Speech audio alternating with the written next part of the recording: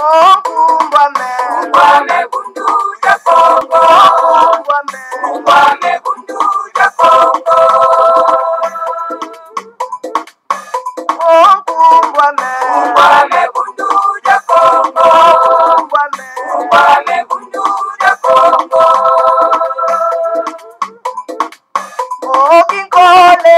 Kole kukongo ya mweniko. Kaya tena mani mumbandwe. Kumbuluza kanda ya Kongo. Kumbuluza kanda ya Kongo.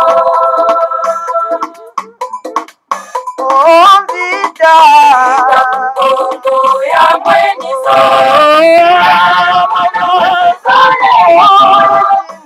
Kaya tena mani mumbandwe. Kumbana vita kukongo. Kumbana vita kukongo.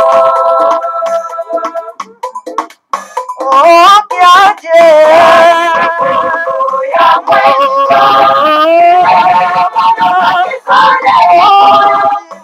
Kaya tena mani mumbandwe. Kumbana kanda ya Kongo. Kumbana kanda ya Kongo.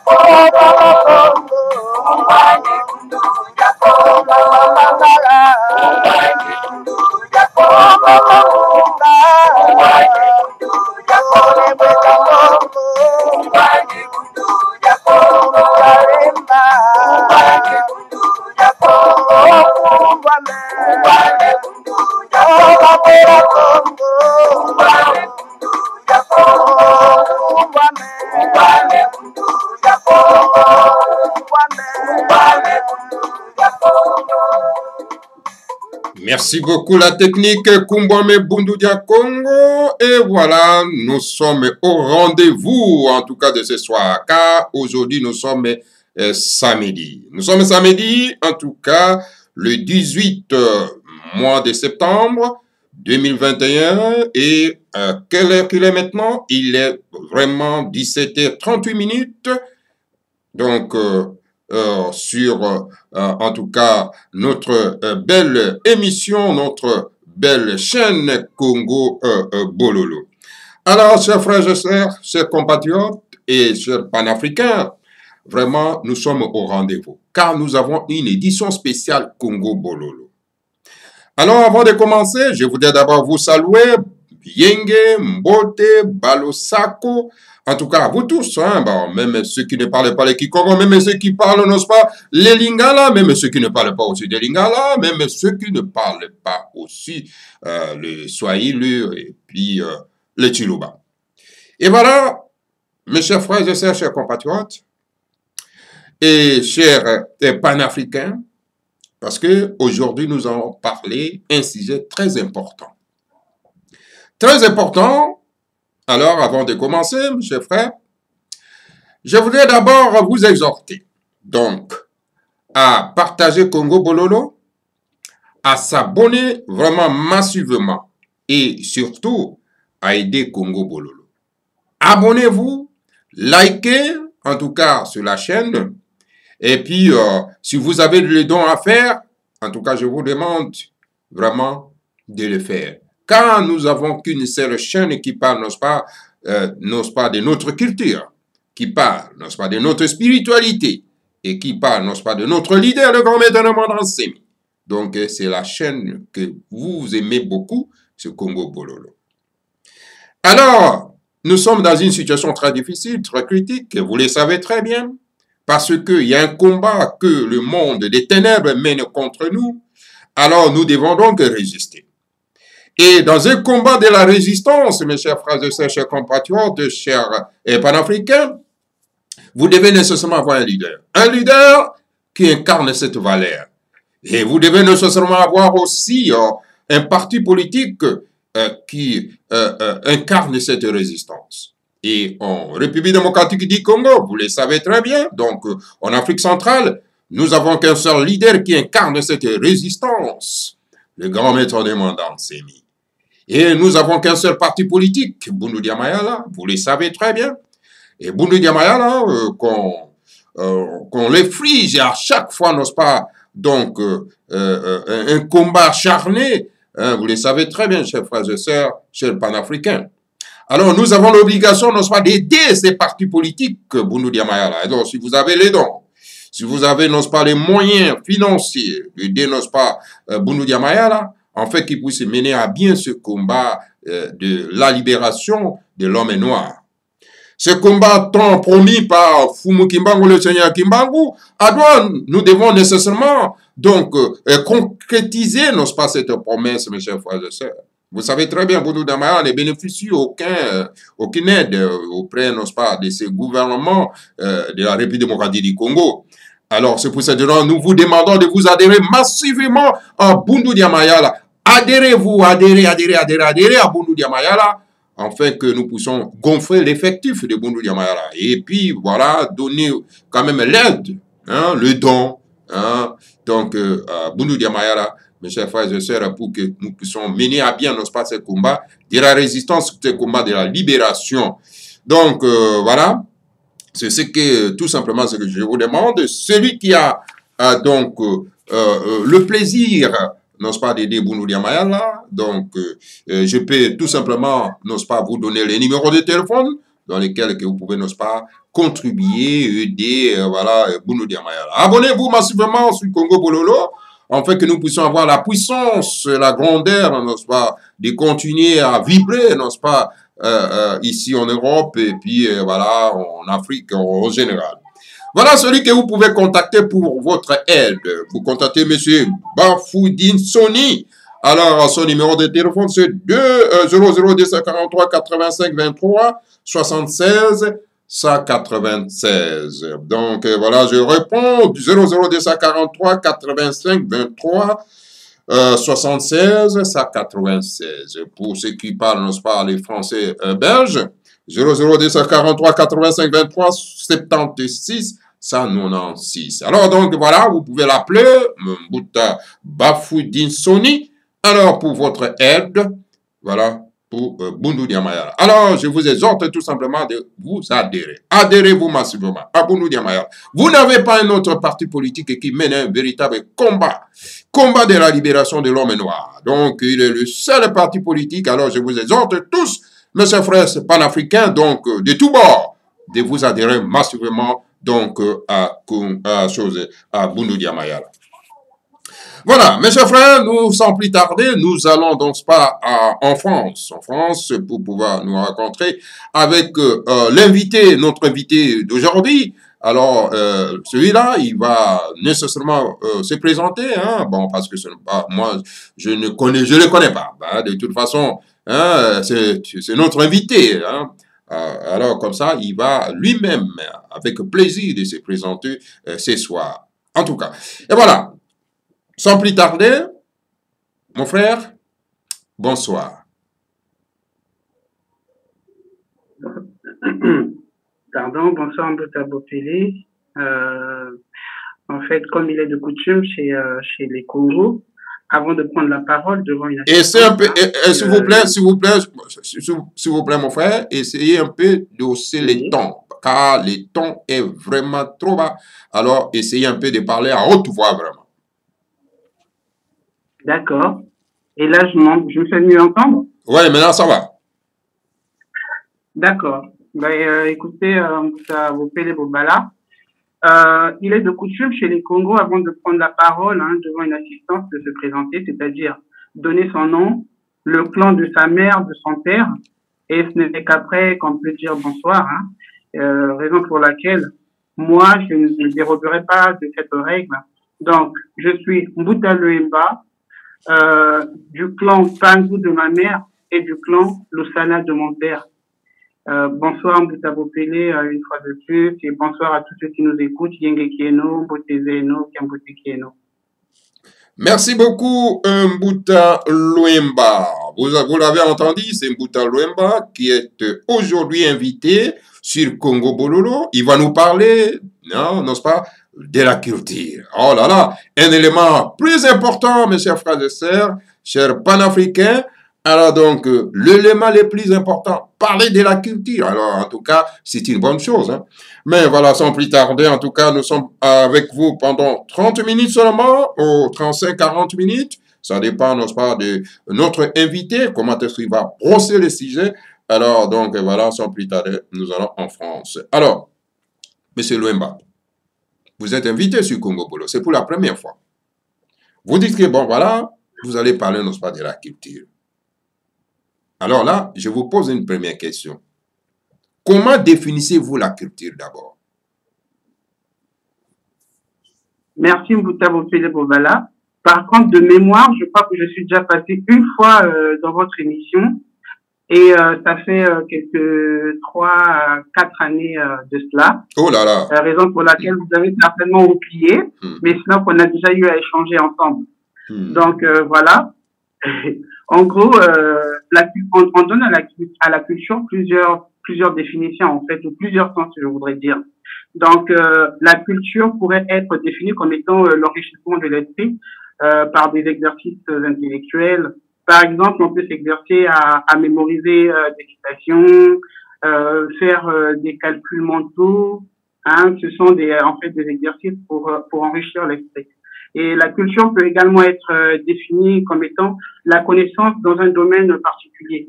On peut par exemple dire d'une personne qu'elle a une grande culture médicale. Et cependant, on peut également définir la culture comme étant l'ensemble des phénomènes matériels, idéologiques qui caractérisent un groupe ethnique ou une nation ou une civilisation, contrairement à une autre. Mais j'aimerais bien que nous puissions nous appesantir sur l'aspect de la culture comme étant, n'est-ce pas, la façon de penser, de manger, de réaliser des productions artistiques, ou encore, voilà, de préparer d'un peuple. Donc, en fait, ici, je confonds, plutôt, je ferai une similitude entre culture et civilisation. Allô, est-ce que vous m'entendez? Allô, Mbuta Loemba? Oui, je suis là. Okay. Et vous m'entendez? Oui, maintenant, je vous attends maintenant, oui. Donc, vous m'avez perdu tout à l'heure, vous avez entendu ce que j'ai dit tout à l'heure? Non, à la fin, je ne vous ai pas attendu à la fin, oui. D'accord. Donc, en gros, je disais que j'aimerais bien m'appesantir sur l'aspect de la culture comme étant la façon de penser, de parler, de manger, de chanter d'un peuple. Donc, je ferai une similitude entre culture et civilisation. D'accord. Mais maintenant, j'aimerais vous poser encore une autre question. Mais quelle est la légitimité avez-vous de parler de la culture? Avez-vous une certaine légitimité de parler de la culture? Ben écoutez, d'entrée de jeu, j'aimerais dire que je ne représente personne. Donc, je ne représente ni une association, ni un groupe de gens parce que je n'en ai pas reçu mandat. Et voilà, je sais que par rapport à ce que je dirais et par rapport à mon expérience ou à mon vécu, certaines personnes se retrouveraient à travers ce que je dirais. Voilà. Donc en fait, je suis né, par exemple, moi, d'un père Lindi du Cabinda et d'une mère Tundi de sa mère et puis Teke de son père. Et la première langue, par exemple, que j'ai apprise, ce n'est ni le Lindi, ni le Vili, ni le Lari que parlait ma mère. Et donc la première langue que j'ai apprise, c'est le français. Et en grandissant, même en grandissant, nous n'avons pas eu cette chance, je dirais, hein, d'apprendre l'une de ces langues parce qu'on avait interdiction de notre père de parler ces langues. Vous voyez, pourquoi, ça je ne saurais pas le dire, mais ça peut être des a priori, vous voyez, parce que nos parents ont eu énormément d'a priori. Quoique après, j'ai dû me faire violence pour pouvoir apprendre qui je suis, d'où je viens et à parler ma langue qui est le Kikongo par exemple. Donc pour dire que j'avais été déconnecté pendant toute mon enfance et une bonne partie de ma jeunesse. Et heureusement que le déclic s'était fait grâce au ciel d'ailleurs. Et aujourd'hui, je me retrouve, je suis en train de me restaurer, je suis en train de me ressourcer à nouveau. Et donc, par rapport à ce que j'ai vécu, ce manque d'acculturation lors de mon enfance et lors de ma jeunesse, en ce moment-là, je pense avoir plus ou moins cette légitimité de pouvoir parler au nom des personnes qui ont également vécu cette acculturation. La mienne, c'est vrai que c'était plutôt linguistique et puis peut-être vestimentaire ou idéologique, mais il y a plusieurs types d'acculturation. Hein. On peut être acculturé culinairement, par exemple, il y a beaucoup de nos enfants qui sont nés en Europe, mais qui ne connaissent pas la culture alimentaire africaine et qui ne mangent qu'occidentale, par exemple, ce qui n'est pas mauvais d'ailleurs. Mais après, ces enfants au sein de la communauté ne peuvent pas goûter les mets de leurs ancêtres, vous voyez. Donc voilà, je me dis que je peux donc être en ce moment-là seulement représentant de ces personnes qui ont été victimes de cette acculturation et puis peut-être qu'à travers mon exemple, ils pourraient se retrouver et puis essayer de faire un effort. Ok, mais Mbouta Loemba, oui, vous dites que bon voilà, vous n'êtes pas mandaté par une organisation ou soit par une association quelconque. Donc c'est votre propre initiative. Mais lorsque vous parlez de la culture, et maintenant nous exprimons en français, vous ne voyez pas que c'est une contradiction en quelque sorte? Mais en fait, je ne pense pas que ce soit une contradiction, Bouta, parce que nous sommes dans un cas de figure très compliqué, qui ne l'est pas quelque part aussi, parce que déjà, nous sommes, moi je viens du Congo, et vous également, Bouta, vous venez du Congo. Mais aujourd'hui, au Congo, il existe une diversité linguistique. Et donc, les langues essentielles qui sont parlées du côté du Congo-Brazzaville, hein, il y a voilà le français et en RDC qui sont les langues nationales. Et après, il y a des langues vernaculaires et des langues véhiculaires au sein des deux nations Congo, par exemple. Il y a les groupes Ngala, les groupes Congo, les groupes Swahili, Luba. Et donc, dans chaque groupe, il y a des personnes qui peuvent parler les langues des autres groupes ou pas. Il y a des Swahili qui, par exemple, peuvent parler le Chiluba ou pas, qui peuvent parler le Lingala ou pas, qui peuvent parler le Kikongo Yaleta, qu'on appelle du côté du Congo-Brazzaville le Kituba ou pas. C'est la même chose du côté du Congo-Brazzaville. Et en ce moment-là, pour la personne qui ne parle pas le Kituba ou le Lingala ou le Swahili, lorsqu'ils veulent parler avec une personne qui parle cette langue, par exemple, ça serait presque impossible. En ce moment, il faut trouver le juste milieu, c'est-à-dire trouver, une langue qu'ils pourraient utiliser pour communiquer. En tout cas, pour l'instant, il n'y a pas encore une langue africaine qui soit la langue de référence que nous pouvons, toi et moi, utiliser. Si, par exemple, Boutavopele Bobala parlait le Kikongo, ben, on aurait parlé parce que je parle couramment le Kikongo.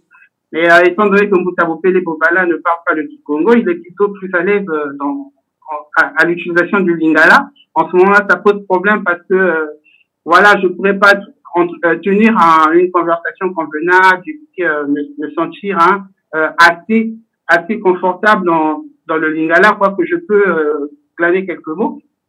Et voilà pourquoi nous avons essayé de trouver un terrain d'entente et que nous sommes en train d'utiliser le français, en fait. En tout cas, merci beaucoup à M. Louemba. Nous sommes en direct, chers frères et sœurs, chers panafricains. Donc, nous sommes en direct sur Congo Bololo. Nous avons donc notre invité principal, M. Louemba, qui nous parle, non pas de la culture. Mais, M. Louemba, vous parlez de la culture ou vous parlez de la langue? Quelles sont les relations qui existent entre la culture et la langue? Ben, écoutez, Gustavo Pélé, on dit que la culture est l'expression de l'âme d'un peuple, donc la langue en est le principal véhicule. En fait, la culture, c'est quoi? La culture, aujourd'hui, on l'assimile à la civilisation. C'est la façon de parler d'un peuple. Donc, la façon de parler ici, on a la langue qu'utilise ce peuple-là. Les peuples, les peuples Swahili ou les peuples Ngala ou les peuples Congo ont des langues. Et ces langues-là sont la base de la culture de ces peuples-là.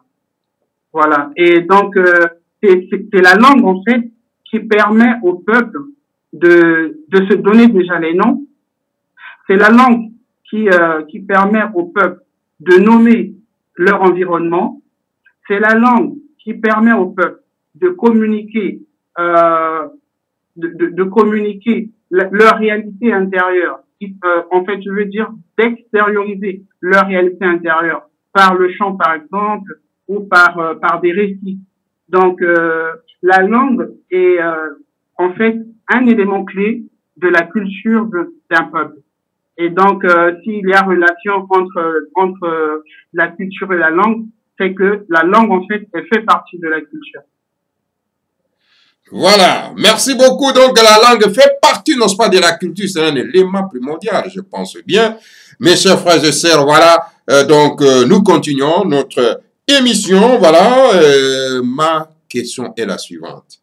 À qui quand vous dites, par exemple, que la langue est nécessaire, connaître la langue, a une importance capitale. Mais à ce moment-là, à qui vous vous adressez quand vous dites qu'il est nécessaire de connaître sa culture?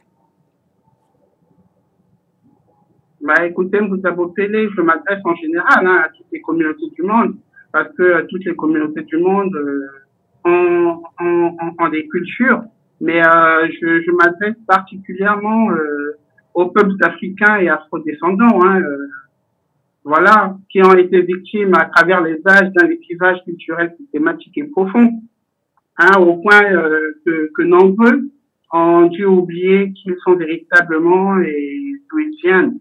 Or, quiconque ne sait pas qui il est et d'où il vient, ben, il ne saura jamais où est-ce qu'il va.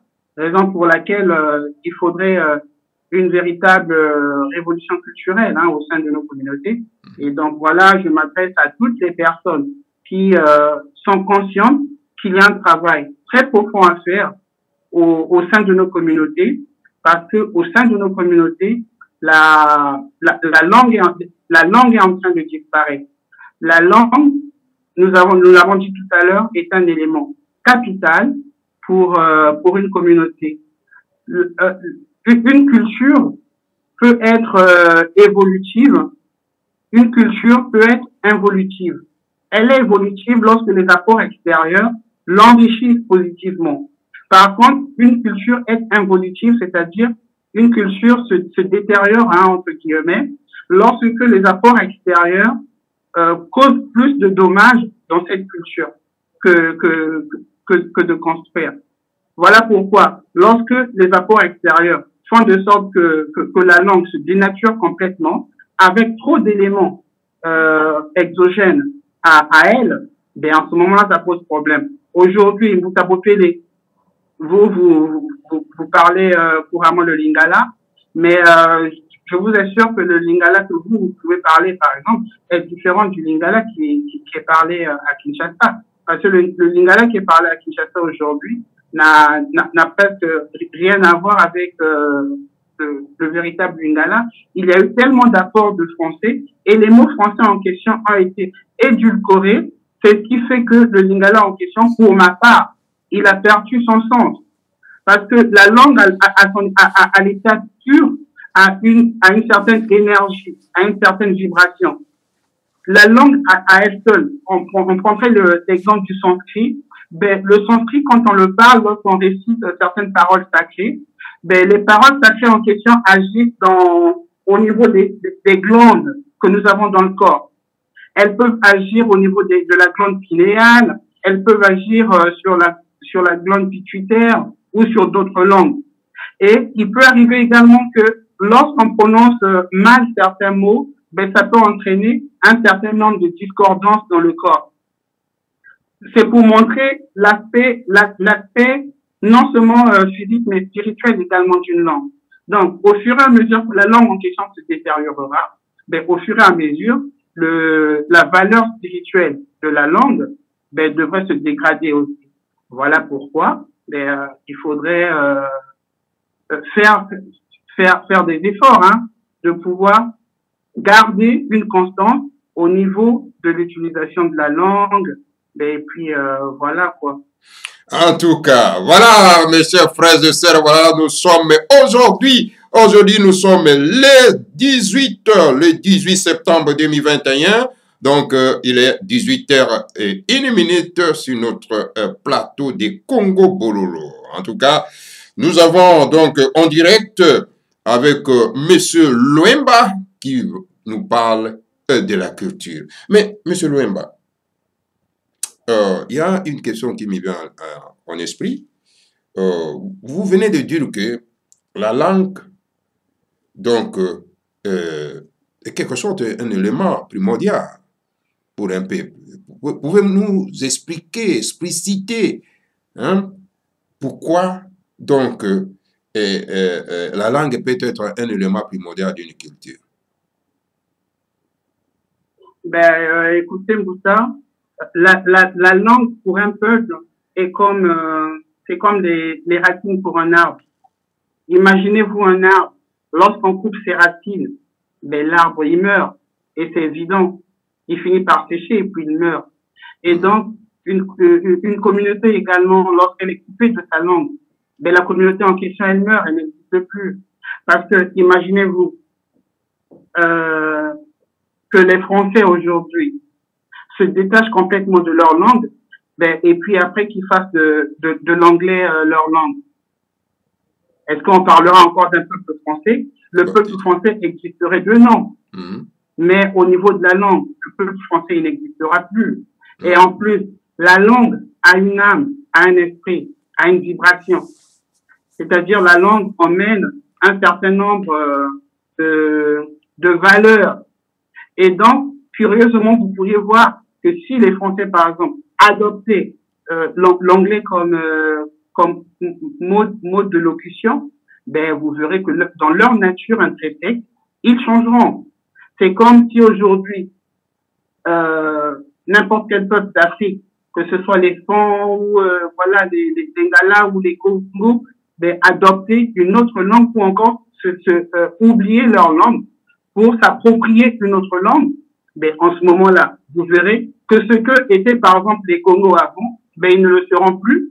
Leur nature on sera impacté parce qu'ils auront adopté une autre langue.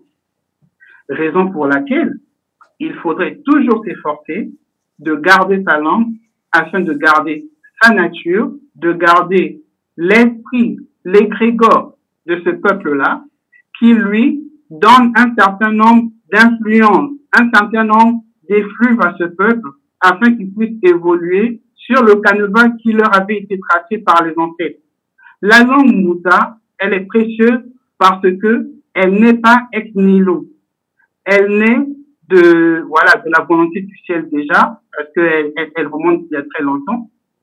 Et puis, les langues en question ont été entretenues par des ancêtres qui se sont battus bec et ongle pour pouvoir garder ce patrimoine. Imaginez-vous combien les ancêtres ont souffert pour que nous, aujourd'hui, que nous puissions parler les langues de nos communautés.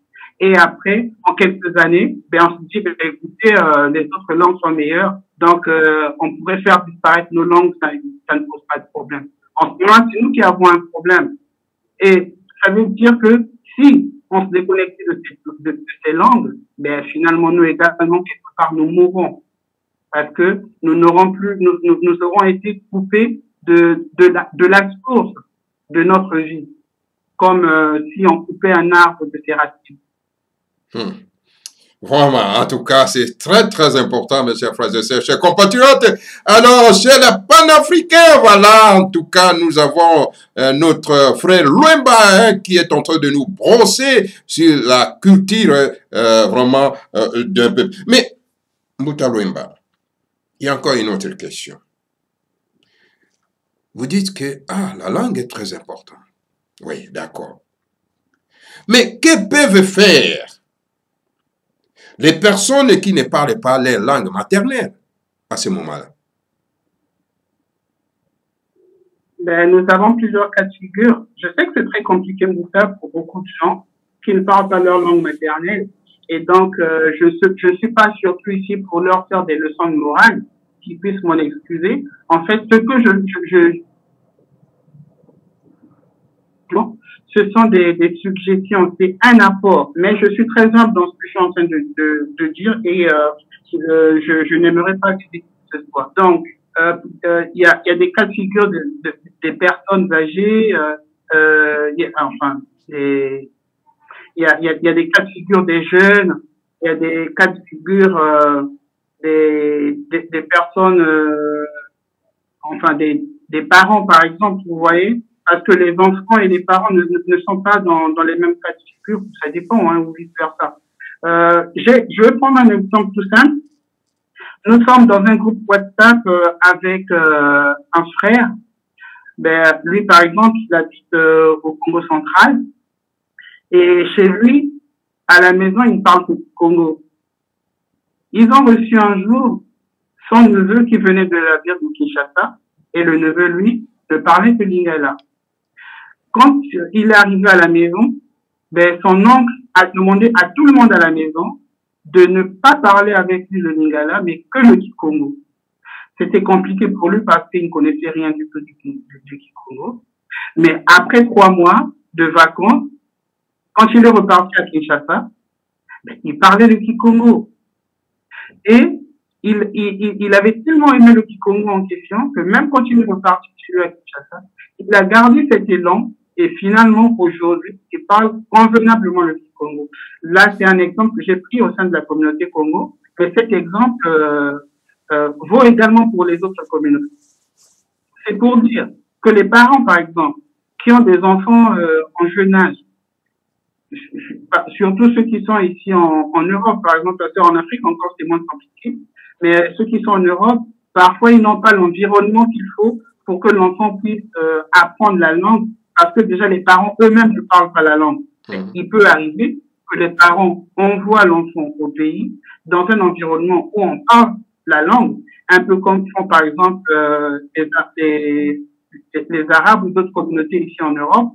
Lorsque l'enfant ne parle pas leur langue, ben, ils peuvent l'envoyer au pays pour 1 année, pour 2 ans, le temps que l'enfant puisse s'imprégner de la langue et d'une grande partie de la culture, et que l'enfant y revient un peu plus affermi côté culture. Donc ça, par exemple, c'est une possibilité. Il y a également une autre possibilité, avec l'engouement qui est en train de naître sur la renaissance africaine, sur la reconnaissance de sa culture, de ses origines et tout, au niveau des jeunes, hein, africains ou afro-descendants, il est en train de se créer une dynamique au niveau des associations, des groupes d'apprentissage de langue, voilà, au niveau de WhatsApp, au niveau de YouTube et les autres réseaux et médias sociaux. Les enfants, par exemple, peuvent s'y inscrire et apprendre, de même que les parents également peuvent s'y inscrire et apprendre. Donc, il existe actuellement plusieurs dynamiques et plusieurs apports hein, de solutions pour pouvoir pallier aux problèmes linguistiques. Donc, pour ceux qui ont, par exemple, même ici en Europe, pour ceux qui ont des familles ici qui parlent la langue, ils peuvent, par exemple, envoyer l'enfant auprès de cette famille-là, soit pour un séjour, soit pour y passer des années scolaires, le temps que l'enfant apprenne et puis revienne à la maison. Parce que je pense que c'est un sacrifice que les parents devraient faire. Je sais que c'est difficile de se détacher d'un enfant, hein, pendant une année ou 2 ans, et chez certains, c'est presque impossible. Mais pour la connaissance de la langue, je crois que c'est un sacrifice que les parents peuvent faire. Et puis pour les parents, il suffit simplement qu'ils puissent souvent côtoyer un cercle où la langue qu'ils veulent parler est souvent usuelle. En ce moment-là, petit à petit, avec quelques difficultés, ils finiront par apprendre. Voilà ce que je peux dire à ce niveau-là. Voilà. Mais Mbouta Louemba, en Afrique, dans nos pays, il y a certains parents qui parlent à leurs enfants que le français, la langue étrangère, la langue de la colonisation, bien sûr. Vous pensez que cette façon de faire, est-ce que c'est une bonne chose pour l'avenir de nos enfants? Mbouta, c'est ce qu'on a dit tout à l'heure. En fait, finalement, notre problème vient à la base de nos parents. C'est vrai que je ne mettais pas tout sur la tête de nos parents, mais en tout cas, en partie, le problème linguistique vient de nos parents. Pourquoi? C'est parce que c'est la femme, c'est la maman qui est chargée de transmettre la langue à l'enfant, la culture à l'enfant. Donc, lorsque l'enfant est un embryon dans le corps de la mère commence à dire des paroles dans sa langue maternelle. Et ce sont ces paroles-là qui vont faire vibrer le fœtus dans le corps de la femme et remplir d'énergie cette âme qui est en formation. Et lorsque l'enfant vient au monde, ce sont les premières paroles que l'enfant devrait entendre, c'est-à-dire les paroles de la langue de sa maman. Je ne sais pas si c'est pour ça qu'on appelle nos langues maternelles, parce que c'est la maman qui transmet cette langue-là à l'enfant. Mais en tout cas, la première parole que l'enfant entend, devrait entendre, je voulais dire, c'est ces paroles dans la langue maternelle de sa mère. Ces chuchotements qui commenceraient à affermir cet enfant petit à petit, et au cours des âges, c'est cette langue-là qui donnerait les bases de la culture et de la civilisation à cet enfant-là. Donc, aujourd'hui, lorsque l'enfant vient au monde avec des premières paroles d'une langue autre que la langue de sa maman, ça pose problème. L'enfant grandira de la sorte, après vous vous rendrez compte qu'à un certain âge, l'enfant va en faire une répulsion de sa langue maternelle. L'enfant à 10 ans, à 15 ans, on commence à lui dire, toi, tu ne parles pas ta langue maternelle. Et encore, ce qui est plus grave, ce sont même les parents qui lui disent. Qui lui disent, mais toi, pourquoi est-ce que tu n'aimes pas ta langue maternelle? Quand on le lui enseigne, il ne veut pas du tout. Et en ce moment-là, c'est un peu, contradictoire, parce que, au lieu que l'enfant puisse apprendre sa langue maternelle pendant qu'il est en train de grandir, ils se disent que non, il n'en a pas besoin. Il a plutôt besoin d'apprendre d'abord une autre langue, d'apprendre sa langue maternelle, sinon il ne saurait pas. Il y a bien de communautés ici qui chez eux ne parlent que leur langue maternelle, et les enfants à l'extérieur, ils apprennent la langue qui est utilisée officiellement. Ici en France, par exemple, il y a le cas des gens d'Afrique de l'Ouest, il y a le cas des Indiens, des Chinois. Ce sont des communautés. Donc, la langue est essentielle. Donc, ils apprennent la langue à l'enfant, mais lorsque l'enfant va à l'école, il apprend français. Par contre, c'est quelque chose qui ne se fait pas chez nous. Et c'est un problème qui est en train de miner notre société. Et encore grave, au pays, ils arrivent à faire la même chose. C'est-à-dire que l'enfant à la maison ne parle que le français, il ne parle pas autre chose. Dès que l'enfant veut parler sa langue maternelle, on le blâme, on le dissuade. Et de fil en aiguille, de dissuasion en dissuasion, l'enfant fait un blocage. Et après, l'enfant ne s'en sort plus. Après 25 ans, c'est compliqué d'apprendre. Et du coup, qui est-ce qu'on va blâmer? Est-ce que c'est l'enfant qu'on va blâmer ou les parents? Je crois que ce sont les parents qu'on va blâmer. Moi, je suis dans ce cas-là. J'ai grandi dans le français et à un certain âge, j'ai commencé à fustiger ma mère. Ma mère me disait, mon fils, c'est l'ignorance qui avait fait qu'on puisse vous élever dans une langue autre que votre langue maternelle. Mais heureusement que moi, j'ai pu me rattraper.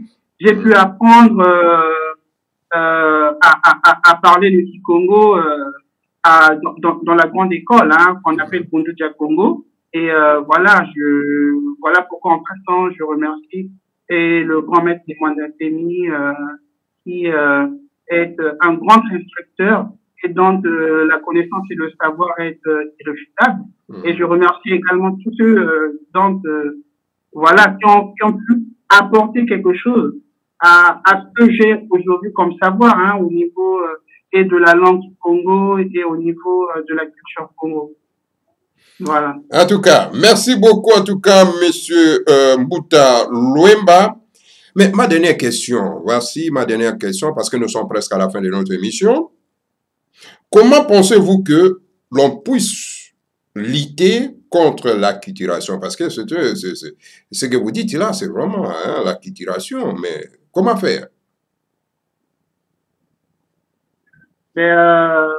Nous avons dit tout à l'heure qu'il y a une dynamique naissante au niveau des associations, au niveau des groupes, à travers les réseaux sociaux et les médias, aussi, bien sûr.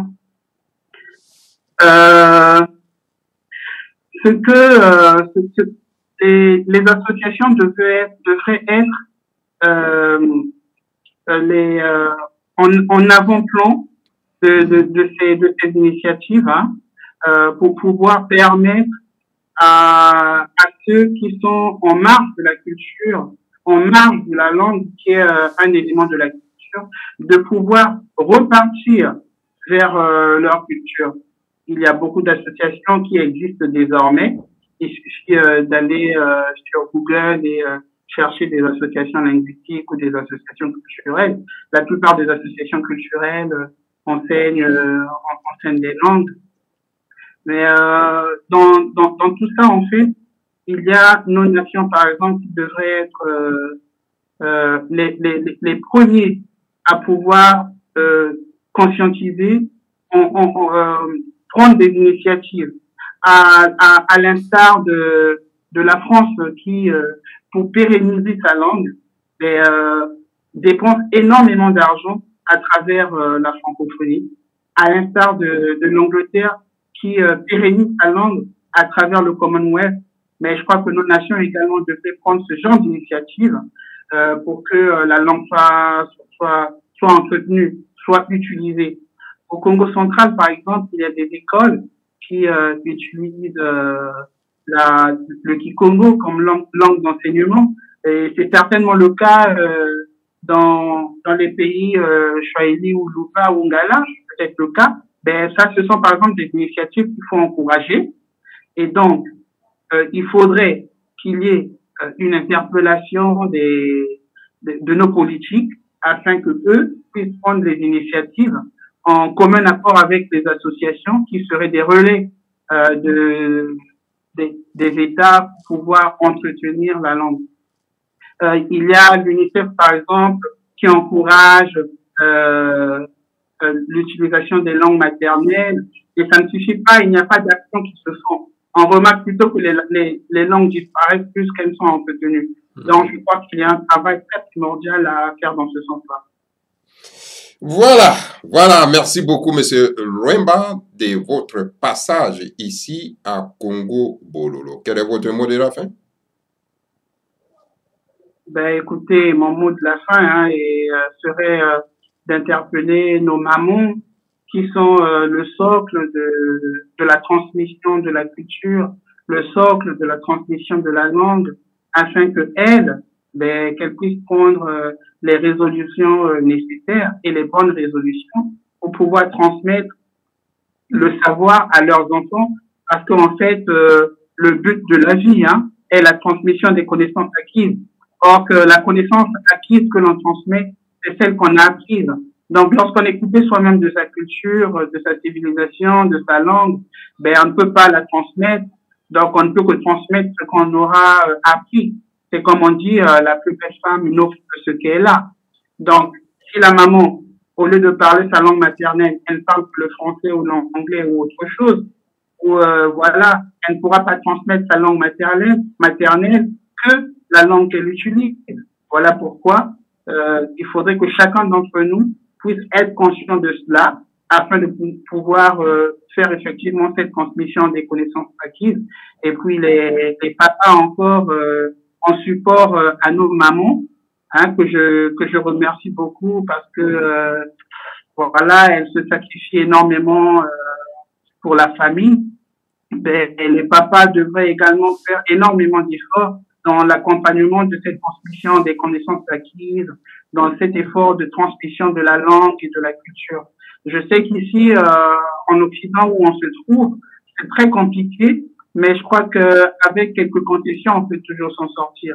Et je fustigerais plutôt ceux qui sont au pays, qui ne parlent pas la langue, ben parce que là-bas, encore, ils sont à la source même de cette culture-là. Donc, ceux qui sont au pays ressemblent à des personnes qui se trouvent dans une source d'eau. En tout cas, ils ont les pieds dans la source d'eau. Ben, ils n'arrivent pas à s'abreuver. Or, il leur suffit simplement de se courber et de prendre de l'eau et puis de la boire. Mais ils ne le font pas et ça, je trouve que c'est un peu compliqué. Merci. Merci beaucoup, M. Ruemba, vraiment, de votre passage sur le Congo Bololo. Voilà, mes chers frères et sœurs, chers auditeurs et auditrices, nous sommes presque à la fin de notre émission d'aujourd'hui. Partagez Congo Bololo, abonnez-vous massivement, likez Congo Bololo, en fait que YouTube ne puisse pas vraiment nous sanctionner d'un moment à l'autre. Et voilà, donc, abonnez-vous vraiment massivement, parce que nous avons que 1700 abonnés depuis là, en tout cas, mais c'est vraiment paix. C'est vraiment paix. Alors, donc, il faut un effort, faire un effort de s'abonner massivement, de liker à tout moment. Et voilà, je vous demande aussi d'aider Bundu Dia Mayala, de vous adhérer. Adhérez-vous massivement. Adhérez massivement à Bundu Dia Mayala, parce que c'est le seul parti de la résistance, parce que nous avons un combat spirituel, un combat politique et un combat scientifique. Alors donc, c'est le seul parti politique en République démocratique du Congo et en Afrique centrale qui parle de la terre, car la terre a une importance capitale, mes chers frères et sœurs.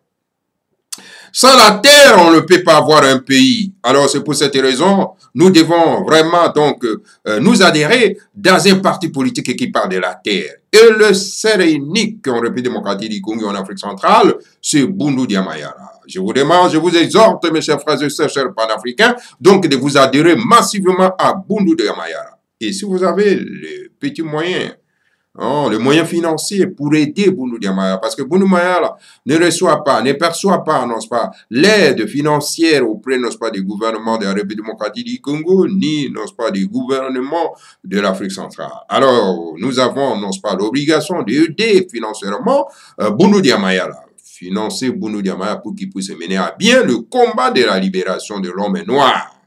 Et voilà, aider en tout cas notre leader, le leader charismatique, Nemwanda Nsemi, le seul résistant, en tout cas, mes chers frères et sœurs, le seul résistant qui mène un combat de l'homme noir, car en tout cas, il est vraiment confronté par de multiples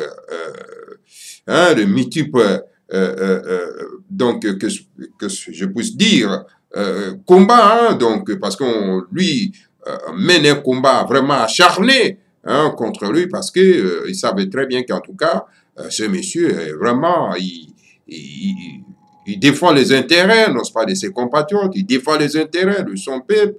Alors c'est pour cette raison lui inflige un combat difficile. Alors c'est pour cette raison donc nous devons nous tous nous adhérer dans ce parti politique pour que nous constituions une force de la libération, mes chers frères et sœurs. Voilà, nous sommes presque à la fin, nous sommes à la fin, pas presque, mais à la fin de notre émission. Merci beaucoup, M. Ruemba, qui a été vraiment, donc... C'est moi qui vous remercie. Très, vraiment éloquent pour cette émission. Voilà, et il me reste tout simplement vous dire au revoir et à la prochaine. Voilà, je vous laisse avec une belle chanson.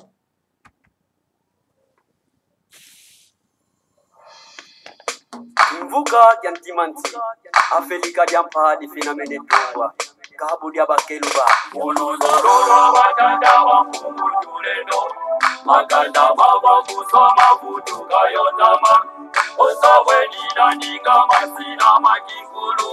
Kongo ya bakongo ya kutuka Kongo. Uruzolona batata bakungu tulendo. Makanda mava musoma kutuka yozama. Osawenina ninga masina makingulu.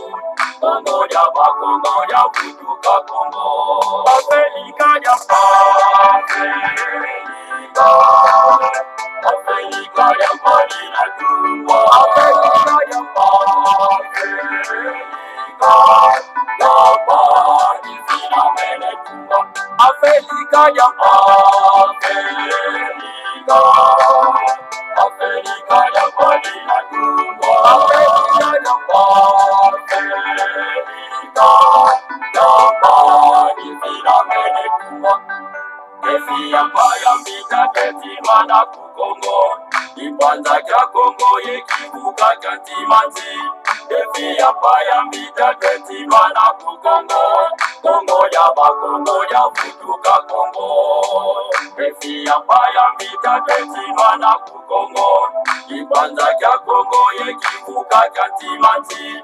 Efi ya mbita keti mana kukongo. Kongo ya bakongo ya futuka Kongo. Afrika ya Afrika ya Madina Tumba. Afrika ya Madina Mene Tumba. Afrika ya Afrika ya Madina Tumba. Afrika ya Madina Mene Tumba. Zakuzakuna tatuza zozina katulwa. Ulusolola batata mapungu tulendo. Sikumi azone za kwanza zinatungwa. Yevuka na ukivuka kyantimati. Zakuzakuna tatuza zozina katulwa. Ulusolola batata mapungu tulendo. Sikumi azone za kwanza zinatungwa. Yevuka na ukivuka kyantimati. Afrika ya Afrika ya Madina Tumba. Afrika ya Madina Mene Tumba. Afrika ya Afrika ya Madina Tumba. Afrika ya Madina Mene Tumba. Sikumi nazole za kwanza zinatungwa. Kongo kwimakangu begela kuvanguza mi. Oyo makajanga kivuku bangi chwapa. Kasaimu kivuka kyantimanti. Sikumi nazole za kwanza zinatungwa. Kongo kwimakangu begela kuvanguza mi. Oyo makajanga kivuku bangi chwapa. Kasaimu kivuka kyantimanti. Afrika ya Afrika ya Madina Tumba. Afrika ya Madina Mene Tumba. Afrika ya Afrika ya Madina Tumba. Afrika ya Madina